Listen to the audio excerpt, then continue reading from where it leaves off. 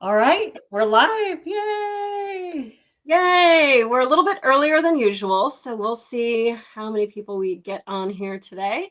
But I am Molly Sleuth. I am a failed child actor turned loser punk.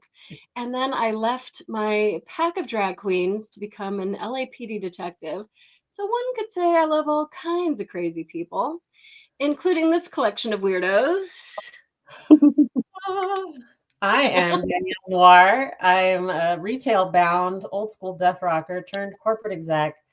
Snuggled Nestle snuggled. I don't know. Are these words in the Rocky Mountains? And longtime pal of Molly. And we've joined forces on some fun podcasts to share our successes and failures and tips so that you can be even more powerful. I'll pass it over to Rod, local townsman. Local template. Hi, I'm Rod. I'm a 3D artist living in Texas, and I'm here to listen and learn today. All right, well, and now for the mansplainer of the hour. We have Randy Agard, my longtime bestie from LAPD. He's a former Marine. He's very old fashioned romantic. He is single and available, ladies. He is looking for love. And I think he's really challenged by the new like gender norms and the whole I don't need no man feminazi culture. And he has been so tight lipped about what we're going to talk about today. So I have no notes. I have no screenshots, and I am ready for whatever you fucking throw at us. Thank you.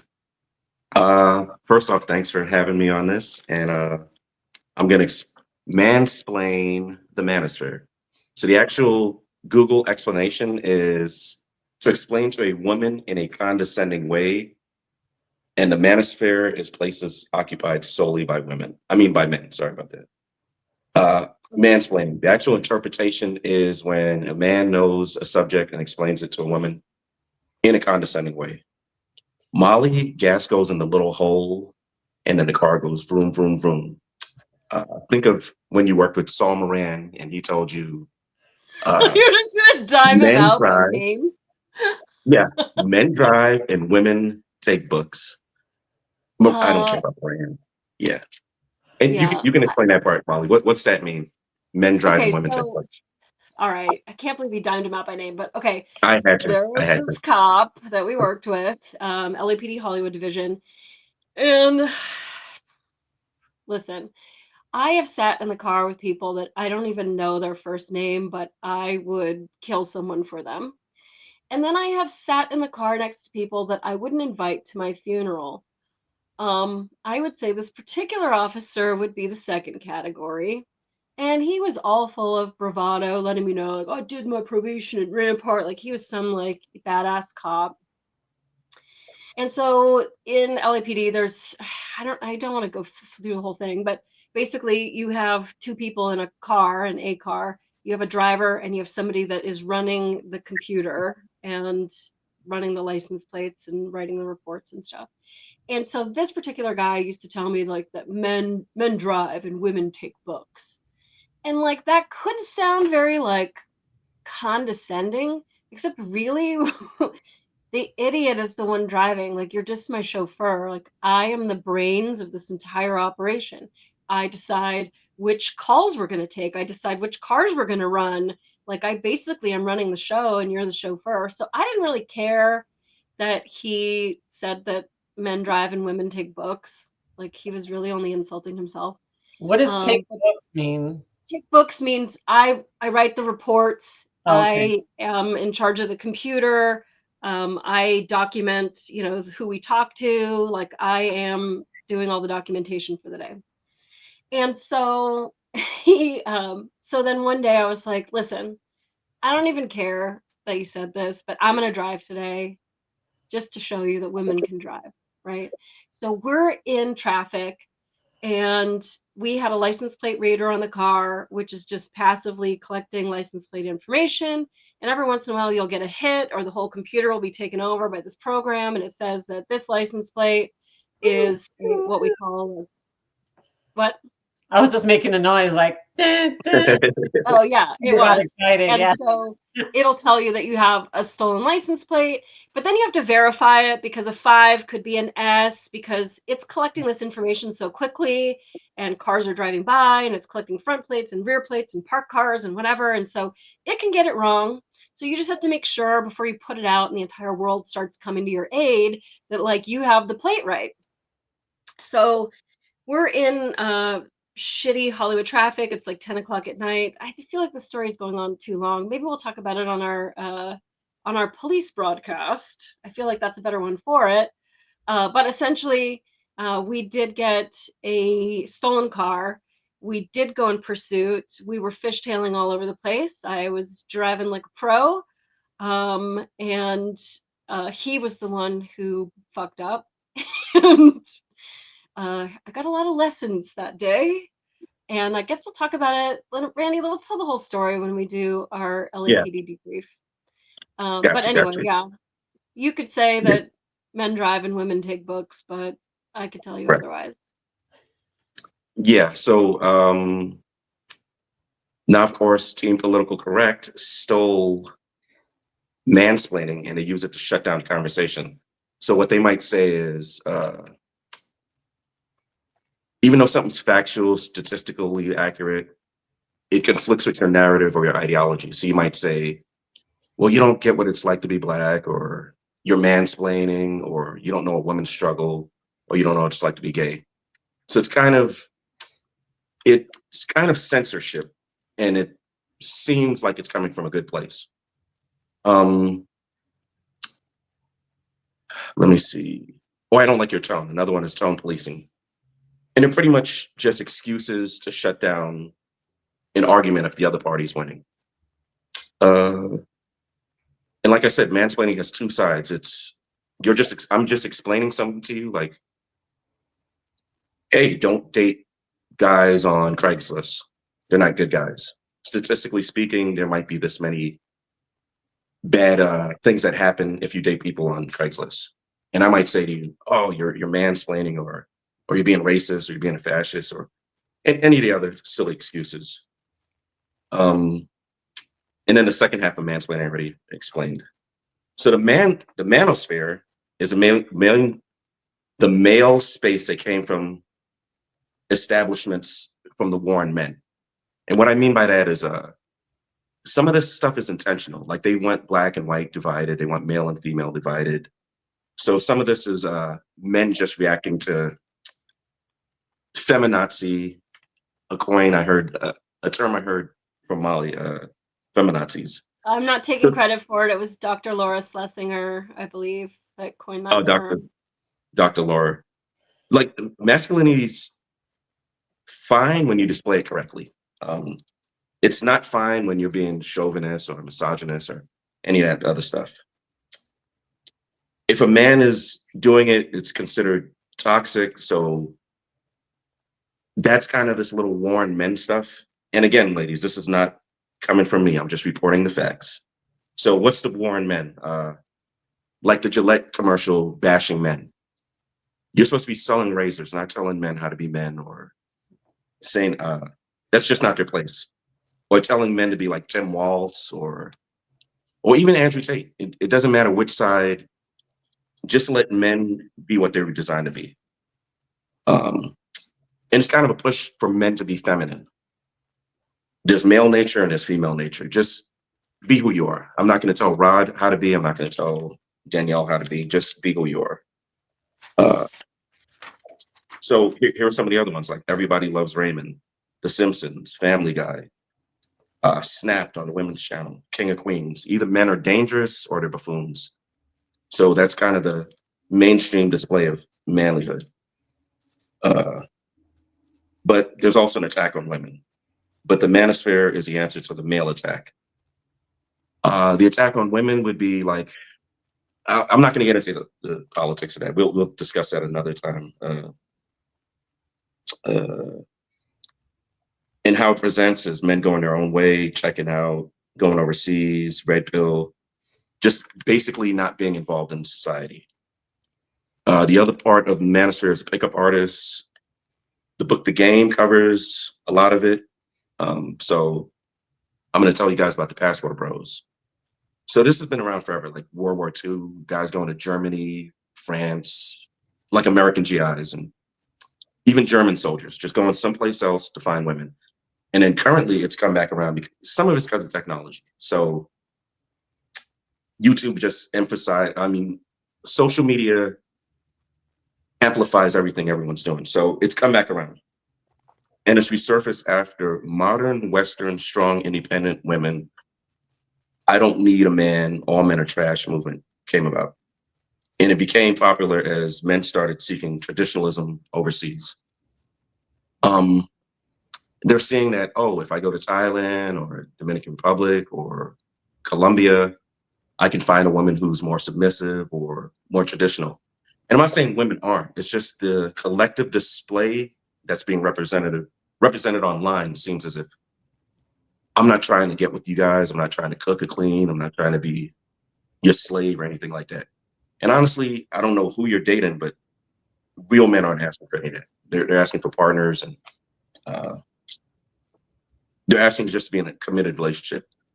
With that, I'm going to stop for a second. If you guys have any questions, comments, concerns, Rod, Danielle, Mo. So that I just I've want to talk run. the whole time. I don't want to So talk and you guys have a thought or a question. yeah, I was taking notes because I did have some further, I guess. So that I've run an account on Instagram for many years called I'd Rather Die Alone, and it was like screenshots from hideous dating profiles. And when you said the all men are trash thing, I really had a hard time with running this thing that it started to look like man hating or whatever. Like it really isn't. It's like women want something, and if you could gear it towards that, then you would have more success with women. The same way with women. But when I would put posts on of like, okay guys, this week I went and changed it around and now I'm looking at female profiles and we're getting it wrong a lot too, and those women would come for me like, how dare you ask her to smile, and maybe we all just don't wear natural makeup, like let her paint her face like a blow up doll. And it's like, look, I really am just trying to help people. And I think when you say about the passport bros and I think what you're talking about is like men who go to like Thailand or whatever, and they go find this like really feminine, girly provider, very nurturing type woman, and marry her and bring her back to the States. That all these women that are like, I can open my own door, I can do my own thing, like whatever, like they feel really threatened by these subservient women that these men are choosing to marry. But it's like, well, if that's what the guy wants, then you have two paths. You can be more like that and catch a man like that, or you can continue along your path and get what likes you.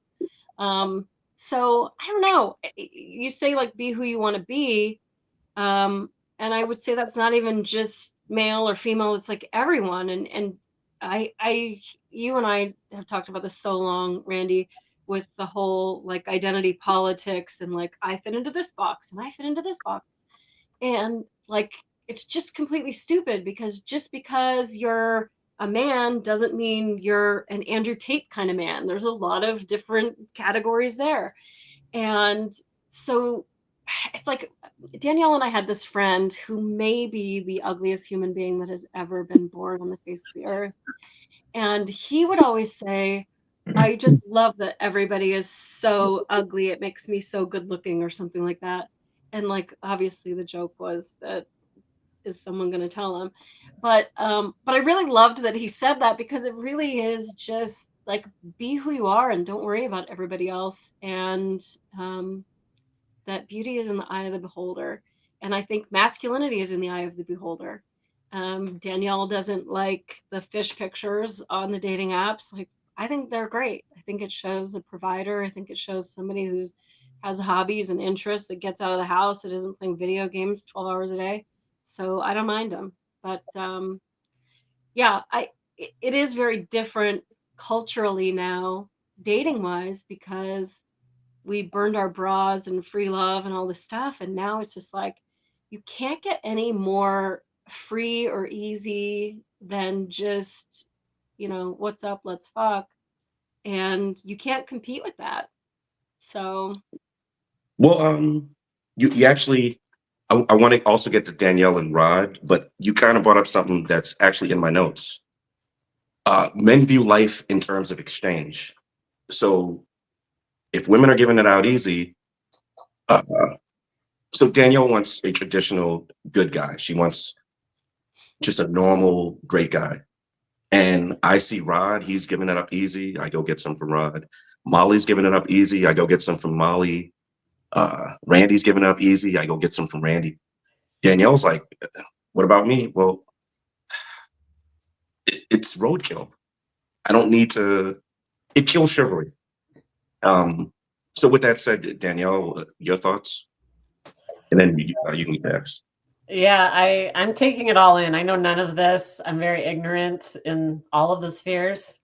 And yeah, I was, oh, I don't even know what to say. I guess my takeaway is a little bit from what you shared and what Molly shared is right now there's a little bit of a culture of men and women painting their partners with a paintbrush. So, I'll take it from a women's perspective of I'm out there dating and I've dated a few guys and they're all the same and it's very frustrating.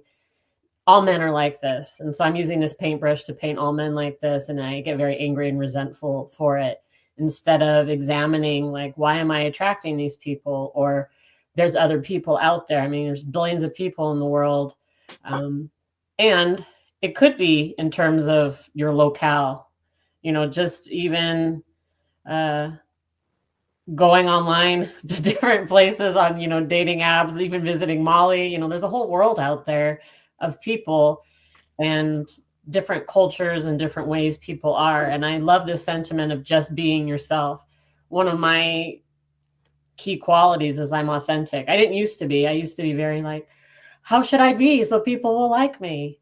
And now I'm just me, and not a whole lot of people like me, but oh well, I'm a weirdo. But the people that do like me just like me the way I am, and I don't have to pretend to be a certain way with them. I'm just myself, and they love it. And hooray, these are my people. This is my tribe.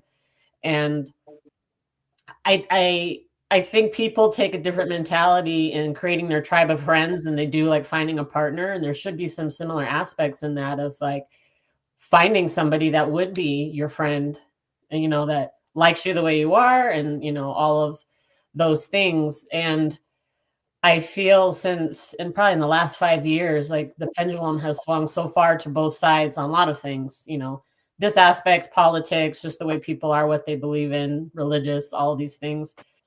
And so many people are trying to jump on bandwagons to be liked or to be part of a group that's not even authentic to the way they are.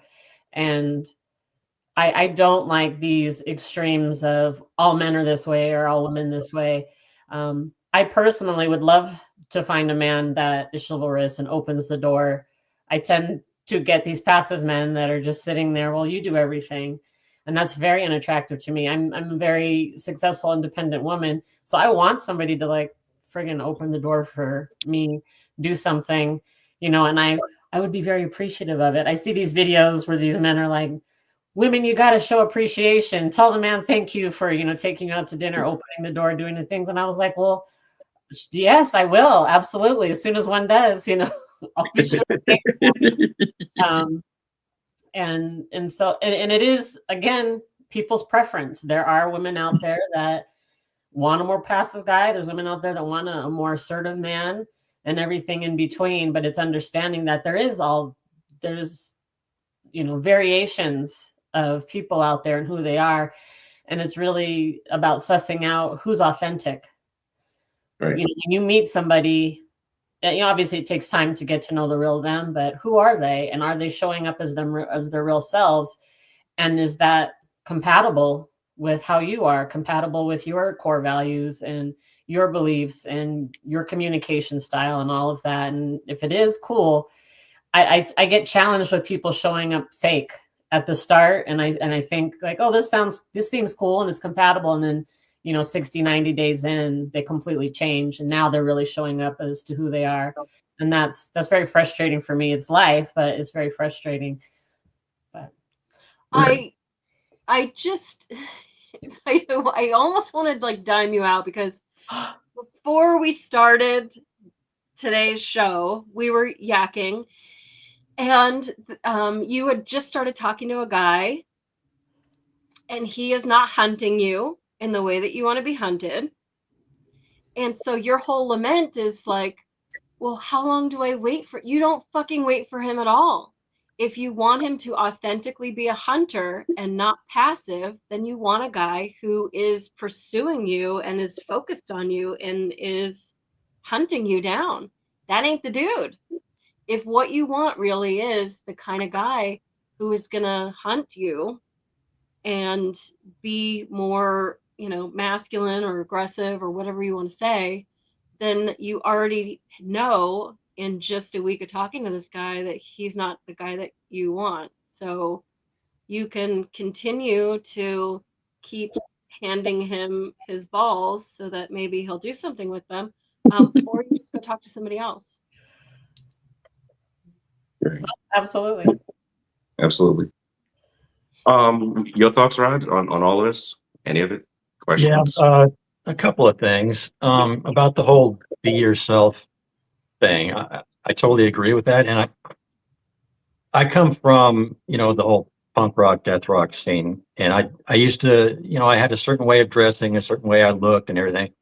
But then at one point, I went to work in an office, and of course, that sort of a look doesn't fly. So I had to change to be what I thought I needed to look like to work in this office, button down, straight laced. And I did that for about 10 years. And at one point, at the end of that 10 years, I started thinking, what am I doing? This isn't me. I don't know why it took me so long to figure that out, but it just wasn't me. And I left the office, went back to my normal ways, and I was so much happier. Trying to be what you think other people want you to be, or look the way you think other people want you to look, is not a way to live. Nice. And the other thing was what you said, Randy, towards the end about men looking to find a wife from Thailand or wherever. I see that a lot on social media now. I'll see ads popping up on Instagram or on YouTube. Oh, look for women in the Philippines. Find a wife in Ukraine. All this stuff. So they're trying to direct men to go look elsewhere for women, not to look where you're at. So yeah, Rod. So one of the things, so you actually named something at the end of my notes. A lot of it's intentional. They don't want Americans getting together, having healthy relationships, things of that nature. This is going to sound a little off because, but I asked you guys to ask questions, but I'm going to continue. So one of the other reasons for the Passport Bros is, so here's this guy, he puts everything in to get you, and you're like, I'm not really feeling you, and that guy gets friend zoned. But Chad McBangs a lot. He comes along and he's being worthless, and he gets bedroom fun. The guy who's like, oh, I put everything in. I held her door for her, and this scumbag over here, he gets to smash. He's like, I'm done. I'm taking my chivalry and I'm taking my passport and I'm leaving. So that's some of the Passport Bro stuff. And some of it's what Rod said. Some of it's what all of you guys said. We're seeing this image of women online, and we're thinking the Danielles of the world, they don't exist. It's just these 23-year-old girls with blue hair screaming, respect me, while she's got on a mini skirt and you can see all her goodies. So that's that on the Passport Bros stuff. We kind of kill that. So the red pill, that's another aspect of it. Comes from the Matrix. They asked Neo, do you want the red pill or the blue pill? Do you want to keep living in this dream? So for the political side, the red pill is the truth about politics. Like, oh, these individuals are lying to you and these ones telling the truth. And I'm not going to get into it because we're talking about dating and not politics. So the dating red pill is Disney has lied to us. It's, oh, just be this and she'll come. No, she won't. And same for you women. Like it's kind of like what Molly just told you, Danielle. I'm not going to get into what she told you, but say a woman hears what Molly said and she takes offense to it. She might say, I'm going to go with how I feel and I'm not going to go with the truth. So what that woman is doing is she's going blue pill. Because I was offended, I choose not to take the truth, which is the red pill. And I'm not saying you, Danielle. I'm just using it as an example. While Molly and I wear all of this red, geez Louise, that wasn't on purpose. Well, Rod is yellow, so it's all good. And it's just basically the truth about dating. If she says she's going to do one thing and does another, follow the truth of her actions. Same with men. If he seems uninterested, he is uninterested. Yeah. And Rod can attest to this. We are such simple creatures. We're like one step above dogs. Like you guys have 100 things going on. We have 5. But for me and Rod, those 5 things are huge and are super important. For you guys, maybe 1 or 2 can be missed. For us, maybe only like this is not even in my notes. Be faithful. Don't be crazy. Don't be messing with other guys. Like super simple stuff. For you guys, it's a lot more. And I'm not going to put words in either one of your mouths. I'm actually going to call on Rod because am I wrong, right? Anything needs to be recalibrated, what I just said? Well, I think you hit it. Ladies, anything? There's a book, Will Marry for Food, Sex, and Laundry. And it's basically just like, guys have really just very minimal requirements. And they will marry you and give half their paycheck for the rest of their fucking life for food, be nice to me. Sex, and laundry. Be nice to me. Yeah. Danielle? Yeah, I wanted to say we have lots of comments in here from Risk Reigns, and they shared, because people have a high bar for a life partner, you need to be offering something more than the status quo in 2024. 8.2 billion people means 4.1 billion-ish options out there. And yeah, I agree. And to Molly's point, yeah, so I'm on the other end, like I'm super nice and I constantly get told I'm too nice. You're too nice, you're too generous, you do too much. And it's like, well, I'm just being mean. So I'm on the other end of that spectrum of like, well, I'm doing the laundry, sex, and the food. What's happening, But then that's when you have to take that 4.1 billion and say, I am too good for that many. like I have a lot to offer because I'm not a rabid feminazi and I really am what these guys are looking for. So that puts me at a position of advantage to be able to pick and choose who I want. And some fucking bro that I just met that's dropping the ball already is not worth my time. Yeah. And who else? I moved back to the stack of applications. Who else is in the list? Yeah. Yeah. Well, Danielle, you're kind of the female version of me. I've done the asshole thing and I've had the most beautiful women ever. But you and I are just not assholes, so we can't live in that space. We can't just stay in that. we have to say, I'll cook for you and I'll show up to pick you up from the airport. That's who we are. The thing that we have to do for ourselves, and I'm talking to me and you, when we invest, it can't be in whatever that dude that got arrested for the fake Bitcoin. We have to invest in someone who got the real Bitcoin. Right. It can't be Chad McBangs a lot. I don't know. He sounds pretty cool to me. If you have his number. Write this name down. Chad McBangs a lot. Yeah. Screw that dude. Yeah, I know. To not leave Rod out. Anything to that? Or? No, I don't have anything to add. All right, so next one, MGTOW. So that's basically men going their own way. Men just checking out, black pill instead of red pill. Men saying they will work on their hobbies, themselves, and their lives. difference with men and women, because you guys control access to sex, you can still get sexual attention and you can still do that part of it. So your checking out is more along the lines of, I'm just going to keep it sexual and I'm just going to casually date. For us men, we actually don't have that option of, well, I'm just going to bang chicks and I'm going to check out. For us, it's more, if you're 6 foot, 6 figures, 6-pack abs, that's an option for you. But if you're a normal dude like me, it's not gonna work. And that kind of brings me to a little side note, and this is more for you ladies. It's called a dating paradox. So you might think sexual attention is romantic intention, and just because you're getting a lot of, how do I say this, attention from a lot of different guys, they're not options. So yeah, there's 4.1 billion options, but when you take out the old, cripple, and crazy, now it's down to 2 billion. And now, Danielle, you said a good point. Location. They might not be, and I'm not going to say where you live. They might not be in your town or your area, or somewhere you're willing to go to.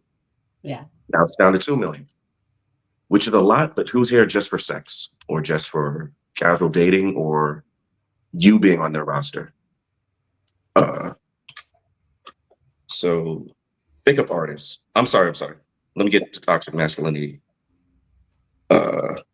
Is manhood toxic, or are there aspects of masculinity that's toxic? And we said on the oldest show, there's woke and there's woke, there's liberals and there's liberals, there's conservatives and there's conservatives. One is negative and one is positive. So when you say toxic masculinity, are you talking about me calling Danielle a broad and a chick instead of, that's toxic masculinity, as opposed to, oh, I get up and I go to work every day and I take care of my kids and I hold the door open for Danielle and I'll pull her seat out for her and I'll pay for dinner. That's masculinity. Are you saying it's toxic because it's masculinity? Can you guys differentiate that? Or I mean, one, I never use that term at all. Right. I think toxic is toxic. Masculinity is masculinity. Right. So I don't use that term, but so I guess I'll throw it to Danielle. I don't use that term either. I use the term like chauvinistic or just mean or rude or being an asshole. And actually, I am a broad, so I wouldn't even mind if you called me that. But I think all of the things you explained of just, being a man, holding the door open, taking care of your family, that's all lovely and wonderful. And that's just being a man and a provider. And I think that's awesome. I don't think for me, any of that's toxic or wrong, but that again is me. And it's the chauvinistic stuff. That's kind of how I define it, is that these men that primarily like cheaters, they want to have a partner at home, so there's like this double standard. They want to have a partner at home that's loyal and cooks and cleans and, is this perfect person, but they want to be allowed to go out and live their life, sleep with a bunch of other women. Don't ask me what I'm doing. I'm going to come and go as I please, but they want somebody to be at home. That to me is this dynamic that I think is just, I don't know, just disgusting. Or they demean, put down like this whole, men drive and women do the books thing. I'm just going to put that in my vernacular now as, women can only do these types of things and they're not capable or intelligent enough to do anything else, and just very condescending. I have dated or been on dates with guys that have been very condescending to me. And I mean, I pick up on that right away. And to an earlier point, I'm getting excited. This podcast was more exciting than I thought. I was listening to a different podcast this morning while I was getting ready, and it talked about a little bit about what you were talking about earlier. Is there are stereotypes or thoughts both men and women have about the other sex and dating. Women, or like you were saying earlier, men think, women have the ability to go out and have sex whenever they want. They have all these options. It's so easy for them. They don't ever have to try. A lot of men think that way. Whereas a lot of women think, oh, men have it easy. They don't ever have to be worried about being cornered in a bar and somebody offering a drink. And I have to worry about, like, is this person going to punch me if I don't take this drink from them? Are they going to follow me to my car later? And so there's troubles and challenges on both sides. And I think people assume just like how easy it is the other sex has in these spheres, and it's not the reality. But Yeah, I think I was sharing. Sorry. Did I cut you up, Danielle? Sorry about that. no, I'm done. Oh, sorry. I'll get to Rod in a second. I like what you said. I'm not going to say my friend's name, Molly. No, don't worry about it. So my friend was going to a wedding, and I told her, I said, "Oh, you probably gonna meet some guys out there." She goes, "You out of your mind?" She said, "I'm not even going to drink when I'm out there because I'm out there by myself." And it was something Molly said a few shows earlier, like, when you go out, you have to worry about, is she catfishing me? When I go out, or when women go out, is this dude going to kidnap me or do some other crazy stuff? So these are things we men actually don't think about. Like, oh, is Danielle going to stab me and kidnap me and choke me out? Or don't worry, you don't have to worry about it. So your fears are actually valid. And with that said, Rod? Yeah, toxic masculinity. Of course, I'm a guy, so I don't like that term at all because it's like what can I do? What can I do? Am I going to be called this name if I hold the door or do something? But it can be applied to women as well. It can be toxic femininity, but nobody ever talks about that. And I mean, for me, I base my judgment on people by their actions, not by their gender or even religion or politics or anything. How you act is how I'm going to perceive you and how I'm going to, base my judgment on you. So, yeah, I hate that word toxic. It's a bullshit term. Well, Rod, I'm with terms are overused though. And I think that's a lot of that NPC culture of just putting everything in a box and not having to really like look deeper. Yeah, I'm with you, Rod. I don't care what these idiots say. I see two colors, and I really don't give two craps about what these dummies say. We should judge people by it. I see good and bad. That's it. Other than that, that's racist. Not judging people by their skin color is considered racist. Calm down, Randy. Relax. I agree with you, Rod. I so agree with you. When we have you on another show, we'll talk about all this stuff. I can't stand these skin worshipers. Oh, relax. Anyways, and I'm talking to myself. So next one is pickup artist, the art of seduction, the game. Things like cold approach, numbers closing, sarging, which is going out hunting for women. The 6 seduction techniques. This is really good for you, Danielle, because sometimes you might feel like, oh, there's a connection, and this guy might be using the seduction techniques. And men, I'm not betraying us. This is all online. I'm just sharing. Because I used to. If you buy a copy of the game, buy a used one. Don't give Neil Strauss your money, please. So I actually had that book. It looks like the Bible, and I was on a plane, and people were like, "Oh, that's nice. You're reading the Bible." I'm like, "This is the most demonic book ever." But I'll be honest, that stuff worked. I just don't use it anymore because, like Danielle said, be authentic. Some of the 6 seduction techniques. Leader of men, protector of loved ones, pre-selection by other women, emote properly. If you tell me your cat died, I'm not supposed to be sitting here giggling. Leader of men, the manager at your McDonald's. Oh, he's hot. He's the manager. Pre-selection by other women. I walk in with Molly. They're like, oh, he looks that much better. So that's kind of like social proofing. What else? Willingness to walk away. It's way hotter than he's on the phone crying and please take me back, Danielle. So that's just some of the pickup artist stuff. They've been kind of getting insulted, and it goes back to something Molly was saying. Go outside, touch grass, talk to a girl at the gas station or at the supermarket. And the problem with that is online, you've got girls screaming, "Don't come up to us, leave us alone. We don't want to be approached." Dude, you don't speak for Danielle. You don't speak for Molly. You don't even speak for Rod. Approach me. Yeah. And since I called you out, Danielle, what's your thoughts on that?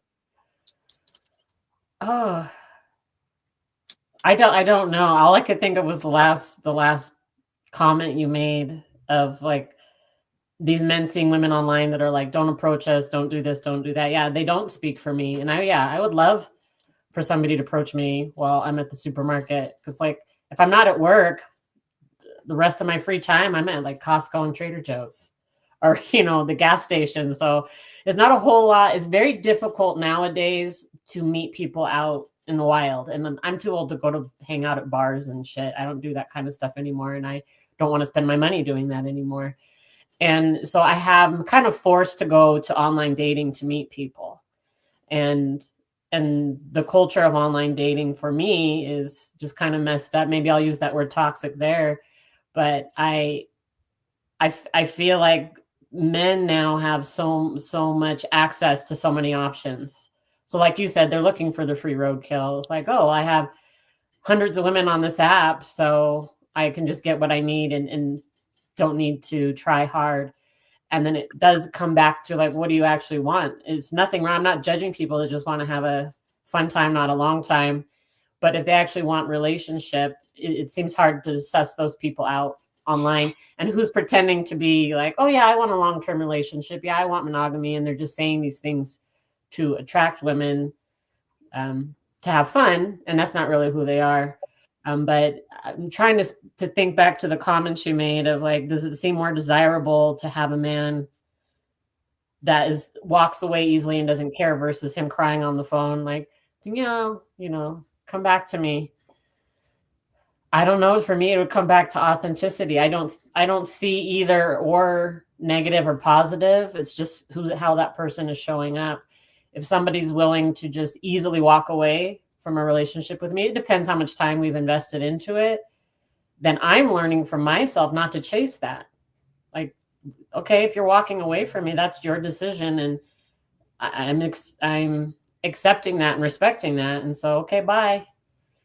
And not me going to chase and like, oh, come back. And if I was breaking up with somebody or didn't want to be with somebody and they're like begging me, yeah, that would be unattractive in that moment of like, they're not even understanding the situation or why this isn't working out. So I think it really is dependent situationally on what's going on and how I would perceive somebody's behavior and actions. Well, I'll get to Rod and Molly in a second. I want to kind of say something to one of the things you said. When I say the guys, well, I just mean generally. And then to your other point about men have a lot of options. Actually, it's 20% of men who are doing all the dating. Like when I'm online, it's no, meaning no matches. Like they're not matching with me. And I don't know Rod's situation. Maybe he's getting matches, but most of us, we don't have a bunch of roadkill and I'm getting all these girls. Like the dating landscape has changed to, they've said 5%, 10%, or 20%. They're getting all the girls. And with that, I'll go to Rod because I want to, curious to hear what he has to say about it. Yeah. And then we'll go to Molly. The dating apps, I haven't been on them in a long time. I gave up on them a while ago because of what you said. I mean, you're on there, you're sending messages, you're trying to get responses. Nobody wants to talk to you. And if they do, they just chat a little bit and then they're gone. And then you think you're making a connection, and then all of a sudden, where'd she go? She's just disappeared. And I mean, I've got some strong opinions about dating apps in general. I think they're a scam, but that's my own personal opinion. Yeah. I think they're a big watering hole. So I think part of the feminazi culture has sort of neutered men to the point where they feel afraid to go up to a girl and say, you look pretty, can I take you out? Or are you single or whatever? They're afraid of getting their head bit off. And so when you go on a dating app, at least there's that part of it's out of the way. You know that these people are out here to meet people. Are they here to meet you? I don't know. You have to send a message. So I think it takes part of that fear of toxic masculinity out of the way, because it's like, well, I'm going to shoot my shot. She's on this app allegedly to find somebody. Is it me? So I think it's a big watering hole for that reason. I totally agree with Rod, is that they're just a pickled shit show where they're not really trying to help you find somebody. They're trying to help you stay on the app. And the more people you swipe through and the longer you pay for it, it benefits the app. If everybody's in a loving, committed relationship, then the apps don't exist. And so they have to kind of ensure that through several means, and that's algorithms and a bunch of different ways that we don't need to get into. But certainly that's a conversation that could be had, is how they intentionally rat fuck you and don't give you the man of your dreams. But yeah, there is a lot of low effort on there too, because in a way it's sort of a numbers game, and it's very sort of generalized and not very personalized, in that, I mean, I've been on them for 100 years, and it's like you get the same fucking messages over and over again. Sup. And it's like, I mean, it's basically like getting whistled at while I walk by. Did you need me to stop, turn around, and start a conversation with you, sir? Like, if you're fucking interested, start a conversation. So there is a lot of low effort on there, just numbers game wise. And if guys could get their way through that part of the gauntlet, like, understand we get hundreds of messages on there from people that we are not going to date. Like, it doesn't matter if you're the greatest guy in the world. If you live in New Mexico, like, you're not within coffee dating distance.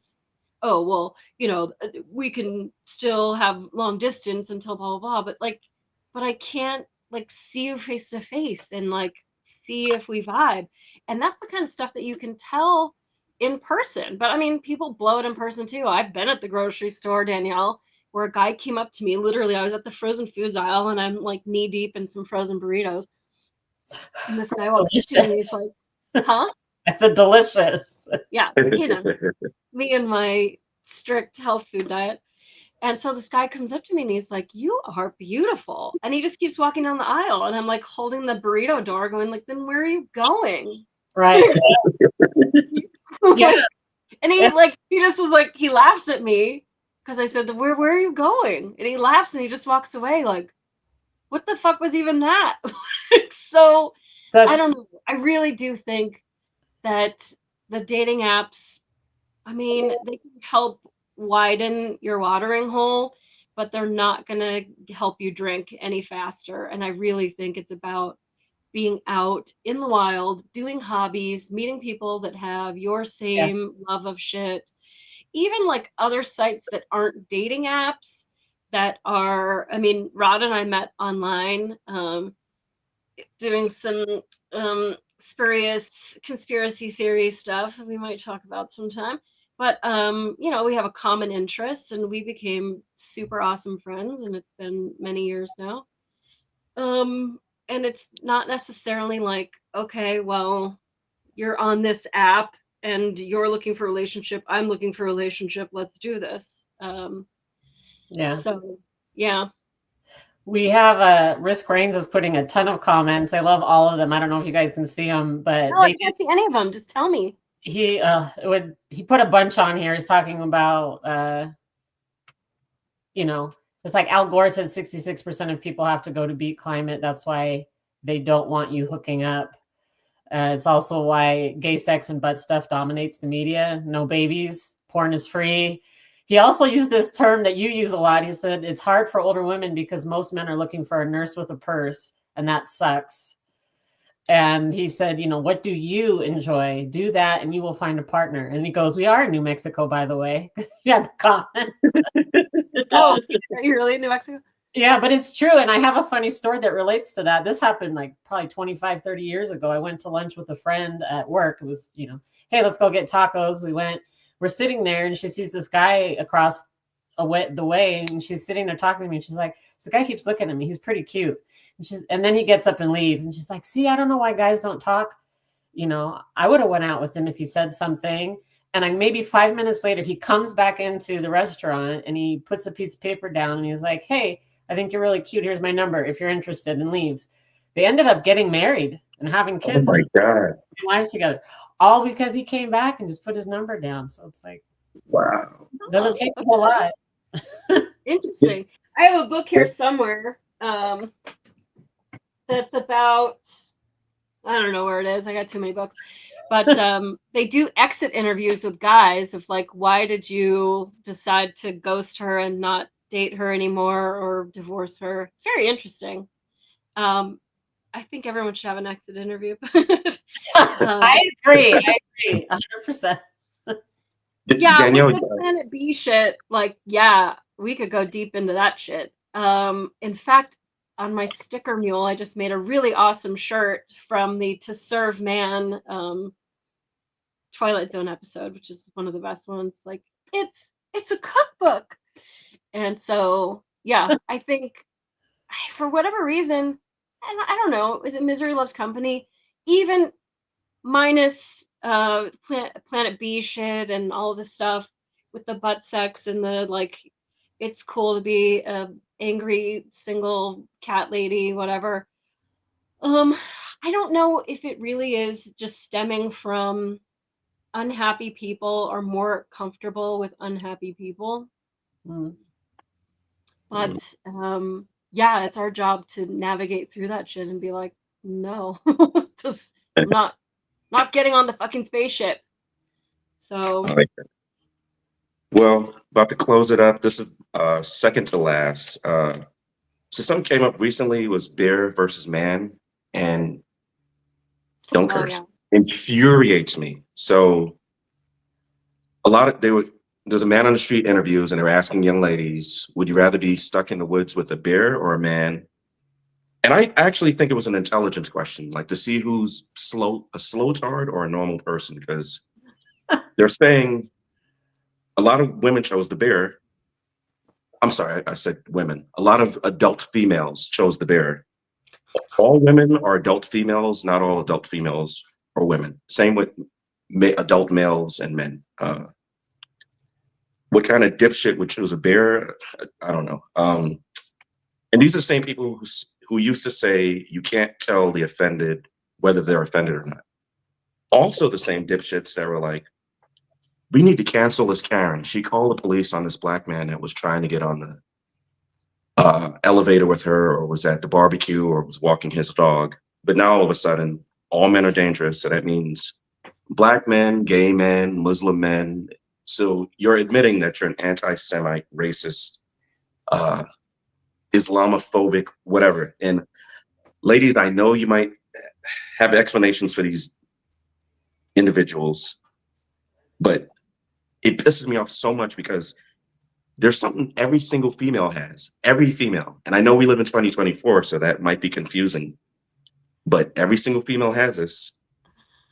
It's a male relative. So when you insult males, you might be insulting someone's son or their father or their brother when you come up with this craziness. And listen, I know there's dangerous men. Me and Molly have worked years in the police department, but there's dangerous women. And to be honest with you, 95% of men are less than harmless.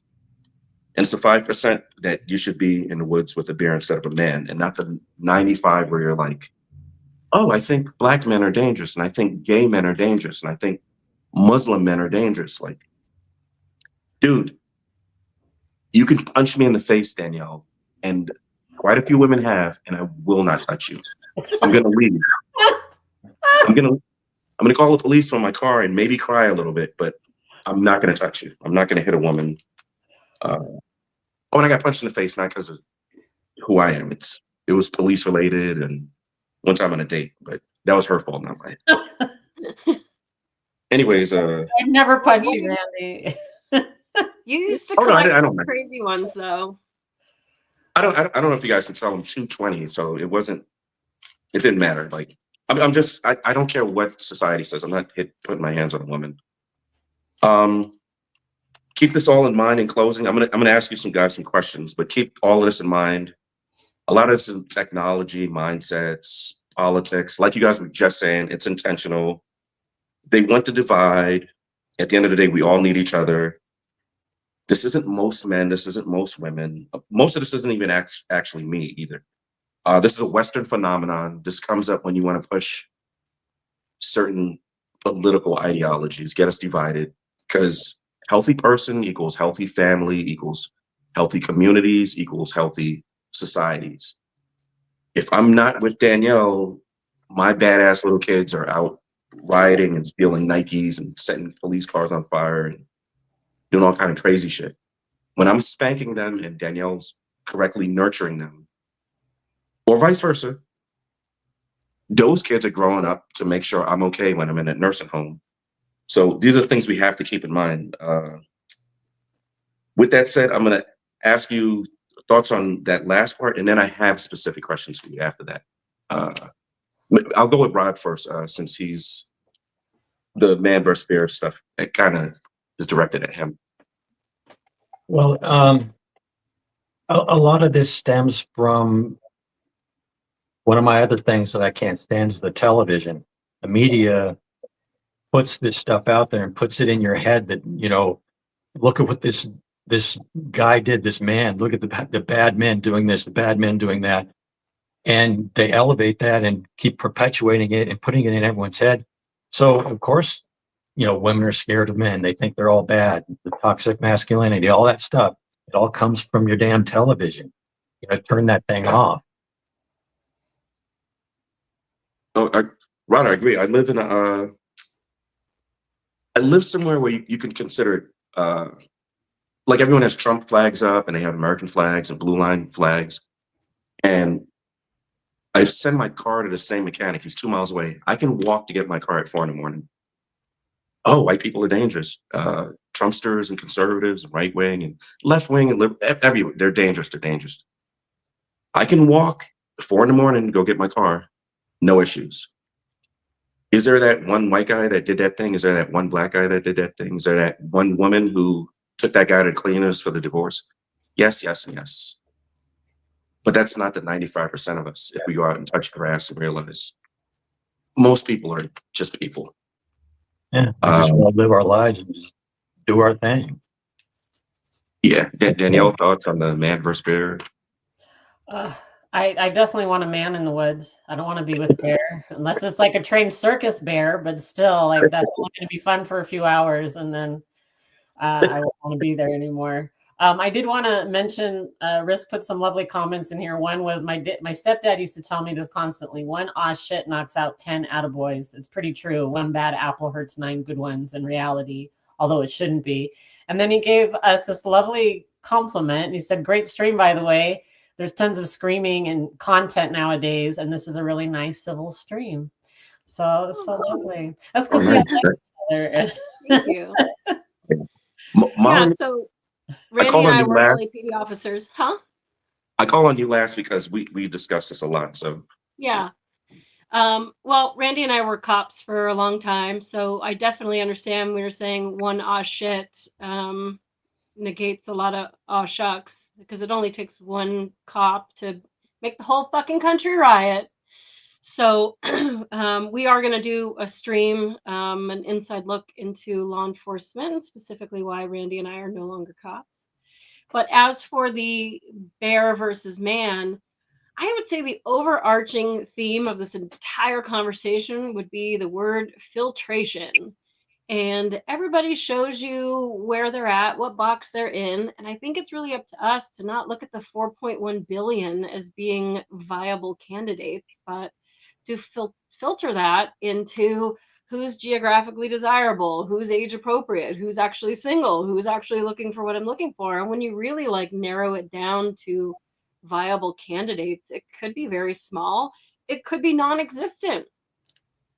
And we all have opportunities in this world to be more like that, you know, perfect Filipino, caring, nurturing wife who gives food, sex, and laundry, or not. Or you can be, you know, you're a bitter feminazi and I hate men and I'd rather have the bear. But I think it's important for us to pick people that truly are compatible with what we want and to not waste any freaking time on people who are not compatible with who we want. And if that means at the end of the day that in this musical chairs that you don't have a chair, fuck it. At least you didn't spend your life miserable in some terrible relationship that gave you nothing but heartache and all that stuff. So I don't mean to leave it on a doom perspective, but give each other a break for one. And, if you want a man, they come with masculinity. I mean, unless you want some kind of like, I'm the mother and he's my helpless video game playing child that I need to explain how the world works every 4 days and tie his shoe before I drop him off at work. If that's what you want, cool. But if you are complaining about toxic masculinity and then you end up with some less than masculine guy, like you wanted that. So I don't think that women truly want a lack of masculinity. Um, but who's to say what anybody wants? I think It's the collective digital representation that's saying that. So what I mean by that is social media and the media is saying this is what we want from men, this is what we want from the women, but I think and a they're lot of wrong. that's narrative driven. And Yeah, I never. think it's like talking about the whole all cops are bastards thing is like you don't know every cop. It's so I was working for another when I left LAPD, I worked for another police department and um we were writing a report. We're sitting in the car. I'm watching this whole scene go on. These little kids are mowing this lawn. I'm having enjoyment because like I'm from Los Angeles where the only thing illegal is grass. And not grass that you smoke, but just like nature, right? So I'm enjoying watching them mow this lawn. And one of the kids, obviously, it only takes one kid to mow the lawn. He's shaking the fence at the neighbor. The old man comes out. I'm watching this whole thing go down. The old man's shaking his fist. The little kid's like shaking the fence. And like, there's this whole thing that went down, right? So I'm like, hey, partner, get the fuck off. Like, we got to go. We got to go help this before it escalates, before a little kid gets hurt or an old man gets hurt. Like, this is imminent and this is not. So let's go. So we get over there, and I'll just say every kid on this lawn was black. I am not. And these kids were yelling like, fuck the police, don't talk to her, don't tell her your name, and everybody's running around like chickens. And it wasn't a big deal. Like didn't need to talk to anybody except for you. You're the one shaking the fence. Like, come on, you're doing the wrong thing. What are you going to be when you grow up? I'm going to be a basketball star. Cool. I believe in you. And when you get enough money to be able to own a house, like this man's like, $45,000 Midwest shit shack, do you want somebody shaking your fence? Like, come on. So we had a whole conversation. We're done. And like a little kid apologized. He did the right thing. And the old man was okay. The fence was okay. Nobody was hurt. All said and done. And two things happened from it. One, a little kid came up to me and was like, tell him he's in big trouble. Tell him he's going to jail. And it's like, all right, everybody gather around. Like, oh, yes, yeah, right. They're all excited. What do you guys know about bias? And they're like blank faces everywhere, right? Okay, well, what do you know about racism? Oh, well, that's when white people hate black people. Well, black people can hate white people too. But okay, let's go with that. How did you treat me when I got out of this car? When you saw my uniform and you didn't know who I am? It was fuck the police, don't talk to her. Like, you have no idea who I am. And this is how you treated me? Like, I moved here from California to come work for your neighborhood, find your bike when somebody steals it, to hug your mom when something bad happens to her. How do you think it makes my heart feel when you just like put me into this box because you saw a uniform and you think that you know me? So anyway, changing hearts and minds. Everybody's giving me fist bumps. We're on our way. And then the second thing that happened was I got written up for it because my training officer said that they're a lost cause and that I had enough to take the report and I didn't need to talk to them. So, I mean, there is some shitty cop culture. There are some real fucking shitty people out there. So I hate for everybody to just go, oh, well, the man symbolizes this and the bear symbolizes this. I think we need to just get out of these boxes. And I think right now, like, the TV and media and everything, they just want to simplify everybody into a box. Oh, you were a punk rocker, so that gives me an idea of who you are and stuff. And I did see a lot of that in dating, that people would see my facade and my blue hair and my whatever and think that they are like, oh, you must be really into bondage, you must be really wild. And like, I couldn't find a normal guy to save my fucking life because the normal guys looked at me and were just like, ooh, stranger danger. So but yeah, filtration. If the girl wants to pick the bear, you know she's not the girl for you. Let her go and find somebody who picks the man. Well, to add something to that. Yeah, Daniel. I love that story, Molly. Thank you. I really resonate with you talked about earlier with compatibility, and that is something that I've learned recently. Is I've spent so much of my dating life focusing on chemistry and not compatibility, and that's gotten me nowhere. So my big lesson I just recently learned was to stop staying with people because the chemistry is awesome. Is that you have to have both. You want to have chemistry too, but you also have to have compatibility, and knowing when that compatibility isn't there, even though they're a cool person and you guys both like, eating hot fudge sundaes in bed, but if you're not compatible, it's never going to work. And having the confidence and awareness to walk away from that. Right. And isn't it interesting that there are so many women now that choose the bear where there's no compatibility or chemistry? Right. Like, right. What? Exactly. Rod? You know that story you just told, that cop story. This is like a side tangent, has nothing really to do with, or maybe it does. When I was a teenager, I hung out with a lot of shady characters, back in my punk days and stuff. We used to hang out in parking lots and cause mayhem and just really mess with people, the store owners and stuff. And the cops would get called out all the time. Every weekend they were out there, knock it off, go home, get out of here, and all of that stuff. It got to the point where they knew us by name. And one time they came out and they pulled me aside, these two cops, and they said, "Why are you hanging out with these people? These guys are all losers. Half of them are going to end up in jail. Half of them are going to end up dead. Blah blah blah. You're smarter than this. You're a good kid. We can tell. You're better than them." And I went home that night thinking about that stuff, and it's right. There's a saying, something like, "You are who you hang out with," or something like that. And it just got me thinking. Look for good people to hang out with. Don't hang out with people just because they dress the same or look the same or they like the same music. Hang out with people because they're truly authentic and genuine good people. Well, when I was a cop working gangs, I used to tell that to all my gangsters too. Like, bro, you're the smart one. What are you going to do when you're my age? You're still going to be like hanging out in this garage drinking beer? Like, you have a chance. Oh, yeah. Quick cop story. My partner, we were on a perimeter and she had to use the bathroom really bad. So she knocks on somebody's door. She goes in and she goes, "I'm heartbroken." I go, "What happened?" She said, "There's a little girl in there with her mom. They have an empty fish tank. Like, they don't have anything, just an empty fish tank." And I'm like, "Listen, we're looking for a suspect. What are you doing?" So we had done 14 hours of overtime. And it was her turn to drive because it takes like 3 hours for us to get home from Pacific to where we live at.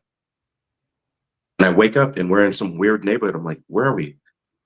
She went to her cousin's house after work, after its 14-hour shift. We still got 3 hours to drive home.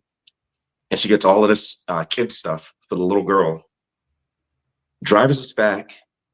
So it took maybe like 16 hours and then 2 hours to get home, like some incredible, crazy amount of time. And Molly could testify because we used to work like 12-hour shifts, and then with the overtime, and then Pacific to where I live is like 2 hours. So she's doing all of this stuff. She was a good cop that day because I was effing pissed. I'm like, "What are we doing?" But the moral of the story is she took her time, her effort, and her energy to go bring all this stuff for this little girl. And there's more cops like her than the cop that's going to do some hellacious crap on TV. And so when they say ACAB, I'm like, all right, dude, You know what's funny? The ACAB people are the first to call the police. Yeah. Call the police. Shut up. Yeah, filtration. I mean, those kind of, that NPC sort of ideal that, oh, you're a cop, then that means this. And it's crazy to me too, because if you met me, you probably wouldn't know that I was a cop, like straight off the bat. And I'll know people and they're like, oh, Molly, you're so great. You're so this, you're so that. And then they'll find out I'm a cop and it's like, it just changes. It's so weird. Like the bias is so strong. Mm-hmm. And so I hate what you guys go through where people are like picking the bear over you guys. But then also, like, I've shared screenshots with Rod just in the last week of all these guys just like sending punishment, PRON, anyway. Oh, I misspell it so many times online to get through the censors. If I turn them down, then all of a sudden they have to send all this like really vile, hateful shit. So yeah, if that's my entire experience, and yes, they do have fathers, brothers maybe, but maybe they're that kind of guy too. So I don't know. But if you're that broken where you want to choose the bear, like get off the app, go on the bear app. Like good luck. Yeah, maybe we should start a bear app. We can make some money there. Well, guys, I'm actually done. If you, Oh, okay. I mean, I'm not done. I just mean I'm done with my what I was talking about. So, all right. I guess I have a question for you then, Randy. So, yes. in navigating all of this, with the choose the bear culture, like, how do you stay optimistic? Because I know that you're such an old school romantic and you want to find somebody good. Because I know there's more Danielles and there's the people choosing beers. And what I mean by that is that crazy person is just some girl on YouTube. But I go out and touch grass, Danielle's standing out there, if you understand what I'm trying to say. Also, I was looking really crazy one day and my buddy goes to me, you got to change. And I go, well, what do you mean? He said, put on some better clothes before you go out. And I go, what do you mean? He said, I'm black, you're black, you represent me. So when you go out and they see you look nutty, they're thinking we all look nutty. So when they see that girl screaming on YouTube, they think all you girls are nutty. When that guy sends you these unsolicited penis pics, you guys think, oh, all of these guys are out here sending penis pics. So what makes me optimistic? It's not imaginary. It's a mirage. It's fake. It's phony. Most women are good people. Most men are good people. Most people who are looking to date healthily. Is that the word? There's just good people out there. That's all. That's what keeps me optimistic. Well, keep up the faith, because you are a total gem and somebody's going to be very excited to have you. And yeah, ladies, like, just keep plugging away and, like, for God's sake, block all these idiots that don't get it. Like, literally, despite what Joe Biden tells you, every man has a penis. So that means that there like 4.1 billion people want to stick their shit inside you potentially. So you gotta filter it down. We cannot close on that. Yeah, let me jump in with some stuff from Risk Reigns. He said, thanks for the stream. He said a lovely thing. He said, getting involved in your community is the best way to meet people. If you don't like your community programs, create one you enjoy. It works 75% a lot of the time. He also has a lovely saying. Perhaps we can embroider this. If you fart because you don't want to be stuck holding in farts for decades. I mean, what wise words. This was earlier about just like being yourself and like not staying in a horrible relationship, your whole life. And I learned a lot today. So thank you so much, Randy. And thanks to everyone. I learned so much today about the manosphere and about the beliefs and stereotypes and ignorance out there. I had no idea. I'm kind of in a little sphere myself. Again, as I said, I work like 40, 60 hours a week, and I'm using my spare time to run errands and do stuff and try to have some fun hobbies for myself. And I don't go out as much as I should. Now I'm hearing that I should go find some community shit to do, and I might actually meet some regular people and just like me. Yeah. And I learned a lot. And then just, in the last few years of dating, the big things I learned, as I shared earlier, is like compatibility is just as important as chemistry. Not wasting my time on people that aren't, showing up the way I want somebody to show up. Not, this is more of a dating app thing, but not like falling in love with the potential. Like when people show up, this is how they show up. And if the way they're showing up for you today is not, compatible with you, or you're not liking it, like you have to understand that that's it. I mean, they may get better in the future, but that's never guaranteed. So don't, fall in love with that mirage, if you will, of, oh, well, maybe they could be, well, they were nice that one day, or they did that one thing that one time. It's like, no, look at holistically how this person is showing up, how they are, all of that good stuff. And not believing just of what the news is pushing on me, or what media is pushing on me, that this is just a tiny slice of the sphere. And there's a whole other world out there of people that are different than what is being expressed.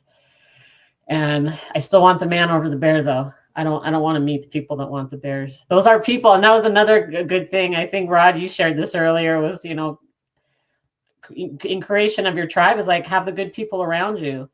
Don't have just, well, all these people like, Death Rock, so I want to be with these cool people. It's like, actually look at who they are individually, their character, their, core values, and pick the people around you that you admire and respect, and that help you become a better version of yourself. I think we shared this in a previous one of, if you're the smartest person in the room, you're in the wrong room.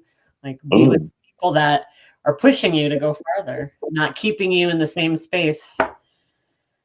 Oh yeah. Rod?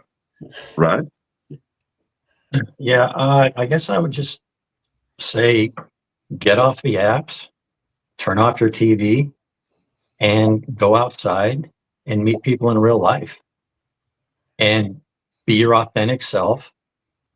And also dress for success. When you leave the house, dress like you're somebody. Don't just go out wearing looking like a slob or whatever. I always try to dress the best I can to look the best I can, because you never know who you're going to run into. Yeah. Yeah. Danielle is always very well dressed. One issue with that, Molly, what do you think about that for California, though, where people are wearing flip-flops on their forehead? Oh, the whole like transient chic thing. Jesus, What? yes. Oh yeah. Yeah, where like, is he a hobo or producer? Like, I don't know. I just like, be you. I mean, there are people that are gonna like somebody that is scruffy and unkempt, and there are gonna be people that like people that are, take 6 hours to shave their entire body every day. So, Rod, I don't disagree with you. It's just, I dress nice here, and it's like, you look homeless, so I should be looking homeless. We should be matching. So no, I don't. I mean, I think sometimes opposites can attract. I don't worry about it. I mean, somebody's gonna like me, and I'm not gonna worry about it. A famous stripper once said, "You could be the ripest, juiciest peach in the world, and there are still people who don't like peaches. So why are you worrying about it? Just be the best peach you can be." Yay. I do agree about looking your best, and that's more for my mental health. So, and I'm not knocking people that like to go out in holy shirts and flip-flops. Like, if that's you and that's authentically how you like to show up, then be that way, and you'll hopefully match with somebody that likes to dress like that too. But I always, every day, put full makeup, get fully dressed, even if I'm just going to Target, because I don't know who I'm going to meet, but it makes me feel good. And it's like, all right, I look good. I don't like the way I feel when I'm just like messy bun and in sweats. I go pick up my kids from school, and there's so many kids wearing pajamas. And I'm like, what the fuck's going on? Why is everyone in pajama bottoms? And they're like, this is how the kids dress nowadays. Yeah. And I'm like, you will never leave the house in pajamas. I'll just have you. And they're like, we know, like I want my kids looking the best, that they can, that I can afford to dress them and, have their hair combed and all that good stuff. And I was like, no, like I'm teaching you now, like show up as the best version of yourself as possible, at all times. And then when you're 18, sure, wear pajamas, I guess, everywhere. But I do the same for me. During the pandemic, we were working from home and everyone's like, you're still getting dressed and makeup. I was like, yeah, like that's mentally like I need to get up for the day. Like I'm going into an office so that I'm on while I'm working. And so many people were showing up, messy hair, like they just rolled out. I swear half my team was rolling out of bed. I knew it because they're just like, hair all this and pajamas, shirt hanging off. And I was like, dude, come on. And I was getting so many compliments, not for how good I looked, but like, look at you getting up and getting ready and do this stuff. And I'm like, yeah, because that's who I am. And it helped me. And so when we had to start going back into the building, no change for me. I was still doing the same thing and showing up. And that's my character. So I'm 100% with that. Like try to, throw on a little rouge before you go out the door. Rouge, you old bag. I guess I don't subscribe to that. I mean, Randy and I worked together as cops for a long time. And so you met me without any makeup on. It's my job to be a cop and not to be a fashion plate. And I think good people don't care if I have makeup, but a bad guy is going to see a female cop with makeup on and the fight is on. And I owe it to my male partner to not get us in a fight. So I never wore makeup at work. And when they would call me a dude or a lesbian or whatever, badge of honor, don't give a shit. I'm just here to do a job. So then one day I'm crawling out of the subway with one of my friends and we're going to this like sex club on Hollywood Boulevard. And Randy's working with this other partner that night. And we had been texting and I was like, hey, meet me outside the subway thing. We're totally drunk. We've been pre-drinking. We're going to walk to the club. And I think that's the first time you ever saw me as a girl. Yes. With some like corset and like too much makeup and shit. And we have a picture of that day somewhere. I don't know where it is, but well, this was really fun, Randy. Thanks for dragging us all in here. And Rod, you're just like the man of the hour for being he literally wanted to check his camera and we're like, why don't you just be on the show? What's it about? Doesn't matter. Just be on the show. So maybe the man with the most balls that I've ever seen in my life is Rod right there. And so we got a bunch of really cool shows coming up. One, I'm going to be on the Kate Awakening this coming Tuesday in a couple of days, 6 p.m. Pacific, 9 Eastern. So Kate is my baby sister. She is younger than me, hotter than me, thinner than me. So I better bring some game. But Kate's going to have me on her show. She is on Rumble, the Kate Awakening. And we're going to be talking about a lot of stuff. But she has a big show with a lot of fans. She's very cool. And she has been reading, she has a book club right now, reading Journey of Souls, which talks about reincarnation and answers a lot of the questions around it and stuff. So we're going to do a little spin-off on that. So next week, we're going to be, in the spirit of the holidays, talking about death. So we're going to be talking about what happens when you die, and not just the, is reincarnation real? Do we go to heaven? Does your dog go to heaven? That kind of shit. But also like what physically happens to your body from a cop's perspective when we show up at the scene, and what happens with your body. What are the steps? So we'll be talking about death next weekend. Then we got some really fun shows. I'm really excited. We're going to be talking about NPCs, specifically non-playable characters, these like soulless idiots that are sort of wandering around our world and wasting our space. I'm kind of excited to talk about that. Really, it's sort of one of these foil hat concepts that I am very excited about. And then also Randy and I are going to be doing a show on LAPD. And it was the best of times. It was the worst of times, and why we are no longer with LAPD. Some corrupt inner workings and a lot of fun times. So we're going to do a show on that. And also, we're going to talk about the new urban legends. This is the zip tie on the fucking door handle and like the napkin in the door and the rose with the powder on it on my windshield and all these like new urban legends that these NPC fucking influencers are trying to get you all fucking scared of. And what do you really need to be worried about? What are some real safety tips for you? And how do you tell that these particular stories are bullshit? So I think we got a lot of real fun stuff in the works. So please subscribe so that you don't miss anything.